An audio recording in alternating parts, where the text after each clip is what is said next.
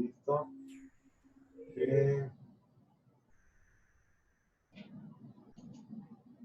Entonces veamos qué es lo que pasa con nuestro problema. El último...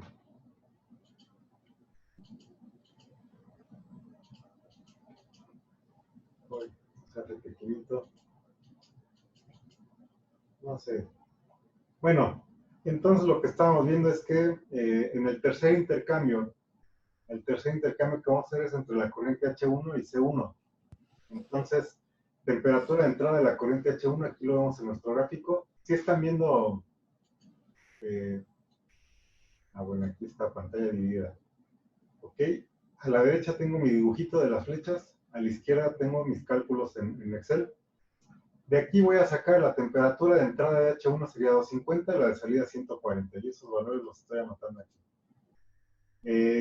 La temperatura de entrada de la corriente fría es 130, la de salida 150, ahí está. Las cantidades de calor que se intercambian, yo me tengo que fijar nada más que el WCP sea el adecuado, y sí es porque pues, es el mismo problema de ayer. Entonces ahí está, se transfieren, lo mínimo que se va a transferir son 60,000 BTUs por hora. ¿Ok? Entonces la corriente fría se agota. Aquí quedamos que estas temperaturas de la derecha no se modifican porque son las que están pegadas al punto de pliegue. En otras palabras, significaría que la corriente caliente, vamos a ver qué es lo que tengo que hacer. Tengo que recalcular la temperatura de entrada de la corriente caliente. Entonces la temperatura de entrada sería igual a la temperatura de salida, 140, más la cantidad de calor que se intercambia entre el WCP de la corriente caliente. Esto da como resultado 200, o sea, que aquí esa temperatura de entrada de la corriente caliente tendría que ser 200. Cuando yo lo igualo, cuando yo pongo 200 aquí, se iguala la cantidad de calor que se intercambia. Entonces, eso en mi dibujo, ¿qué es lo que hago? Les va. En mi dibujito, lo que yo tengo es que me estoy gastando de 200 y de 200 hasta 140, ya dejó de existir esta parte. Esto me lo estoy gastando. Ya lo borro, ya. No existe. ¿Ok? Ese es el 200. Y la otra, la corriente fría, pues se agota completamente. ¿Ok? Eso ahí está. Entonces, lo único que me queda ahora, todavía me queda un intercambio más posible, ¿verdad?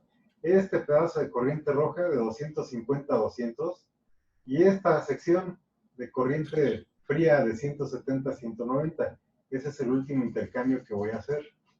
Entonces, intercambio 4. La temperatura de entrada de la corriente caliente, dice el intercambio es entre H1 y C2, corresponde.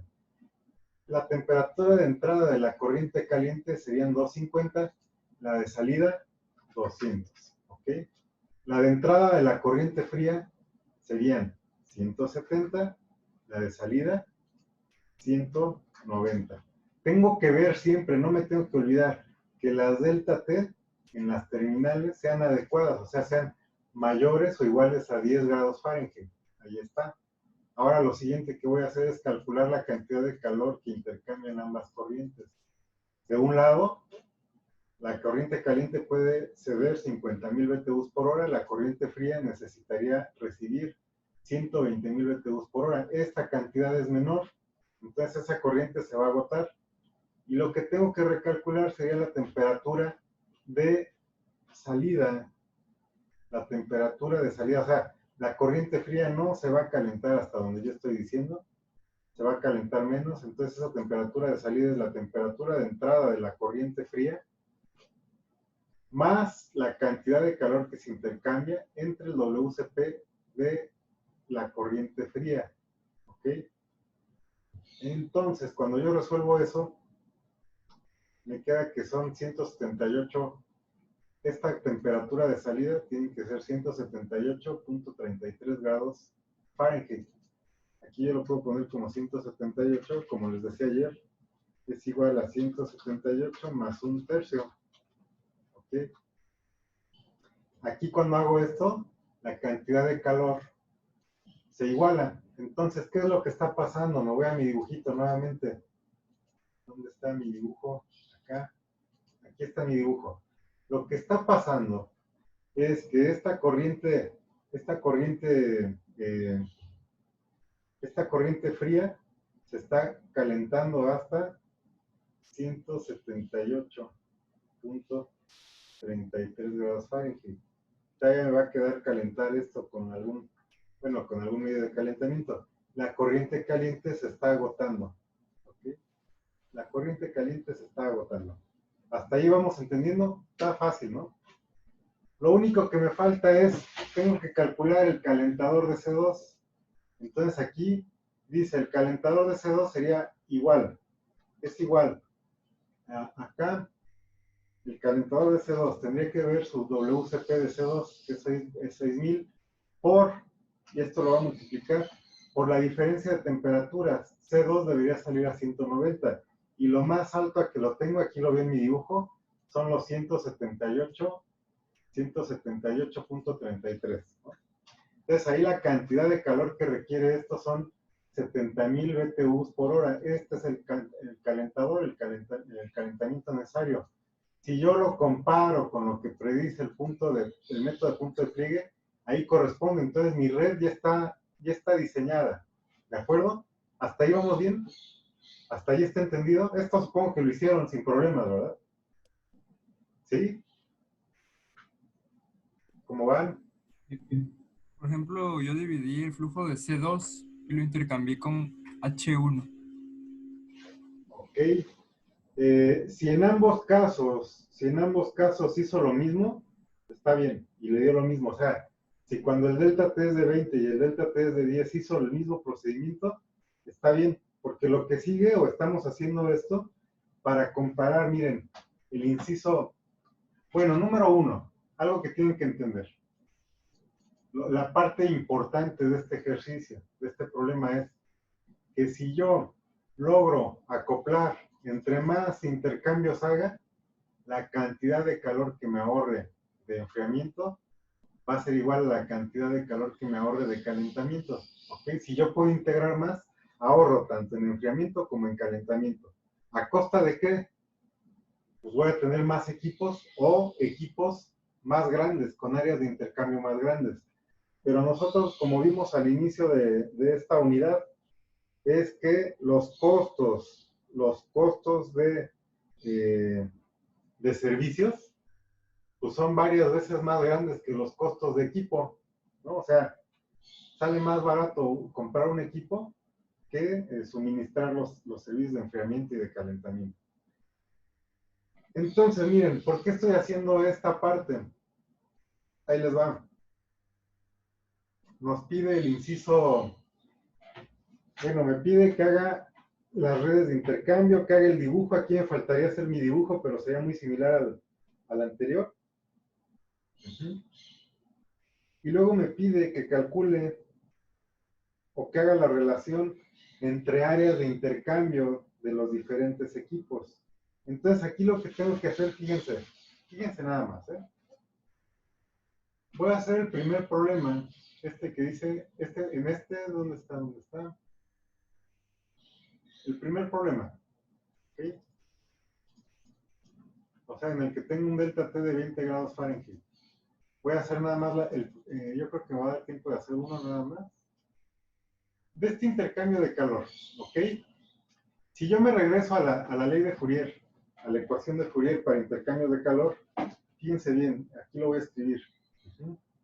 Acá lo voy a escribir. Yo tengo, la ley de Fourier es Q es igual a U por A por la delta T media logarítmica. Me dice que yo compare las áreas. El área es igual a Q Q entre U por la delta T media logarítmica. ¿Ok? Entonces yo voy a comparar el área del problema 1, la voy a comparar, voy a hacer una relación con el área del problema 2. El área del problema 2 pues, va a tener una Q2, tengo una Q1, va a tener la misma U y va a tener una delta T media logarítmica diferente. ¿Ok? La pregunta es, ¿qué tengo que hacer? Aquí, si yo divido esto entre lo de abajo, la U la puedo quitar porque me dice que es igual. U entre U, si son iguales, se divide. Entonces, la relación de áreas del problema 1 con el problema 2, ¿qué tengo que hacer? Sería, esto es igual a la Q, la cantidad de calor intercambiada del problema 1, entre la delta T media logarítmica para cada equipo en el problema 1, todo esto entre la cantidad de calor intercambiada en el problema 2 sobre la delta T media logarítmica del problema 2.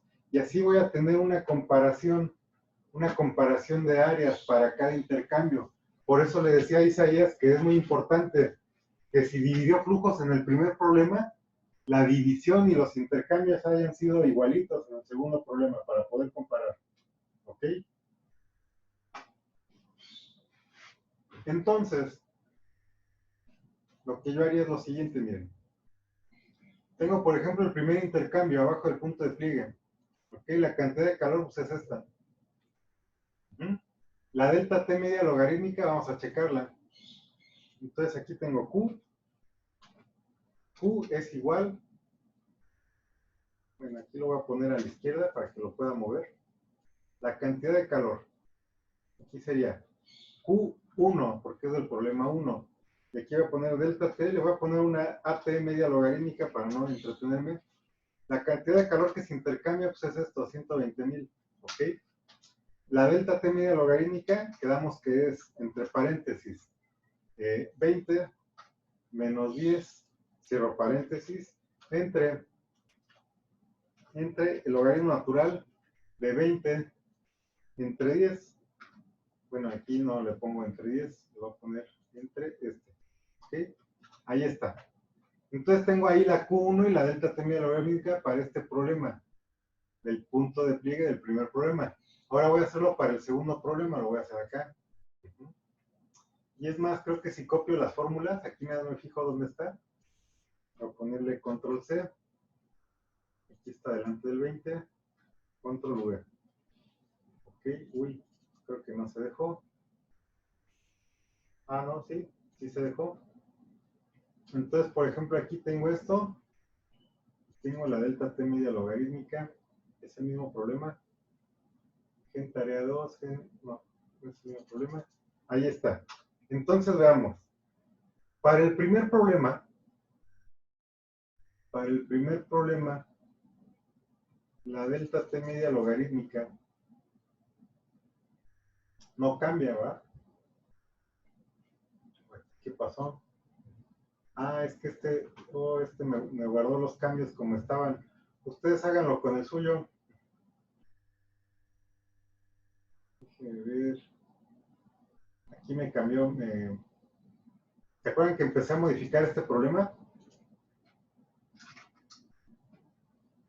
Porque aquí la delta T debe ser de 20, entonces aquí es 150.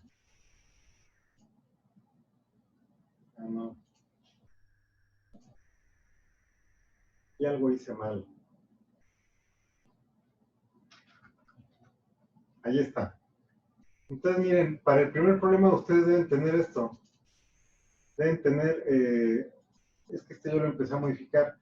Para el primer problema, la cantidad de calor que se intercambia ahí y la delta T media logarítmica es esta.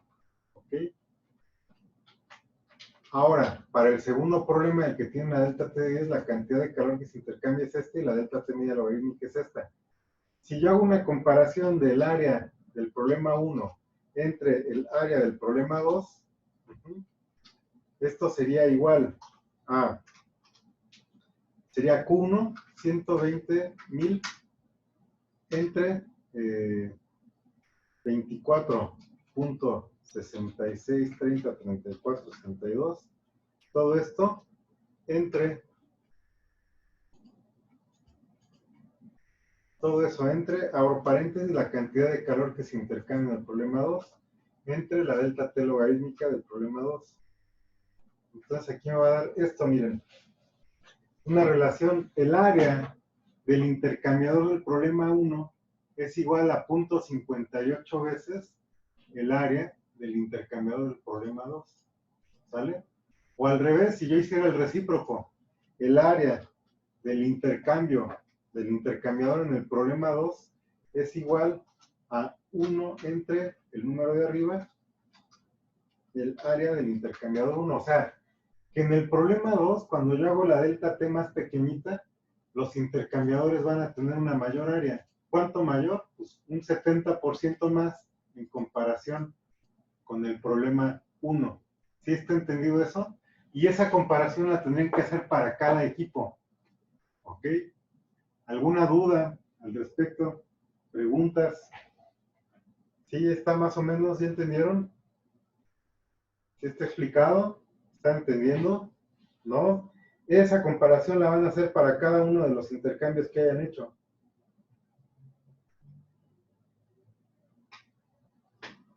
A ver, participen, es como estarle hablando a...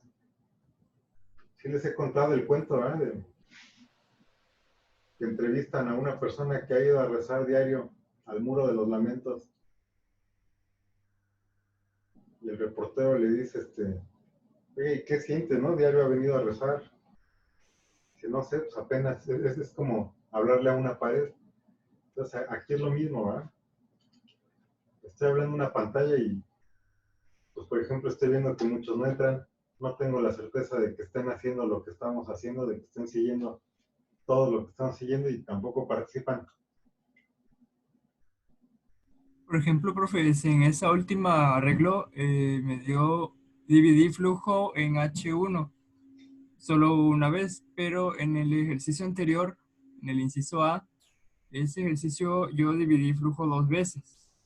No sé si podría tomarse como similar o tengo que realizarlo de No, nuevo. procure para el segundo problema guiarse en el primero. O sea, hacer los mismos intercambios. Ok. Con las mismas consideraciones para que sea comparable. ¿Sí me explico? O sea, es lo que yo hice, por ejemplo. Yo ya tenía hecho el primer problema. Lo único que hice para hacer el segundo problema pues, es tomar los mismitos intercambios para poderlos comparar. Ese fue el objetivo. Si ustedes se fijan, los intercambios que hice en un problema y los intercambios que hice en el otro problema son exactamente los mismos, en el mismo orden. De hecho es eso, ¿no? No es nada más que sean los mismos intercambios, es que hay que hacerlos en el mismo orden para que el resultado lo podamos comparar.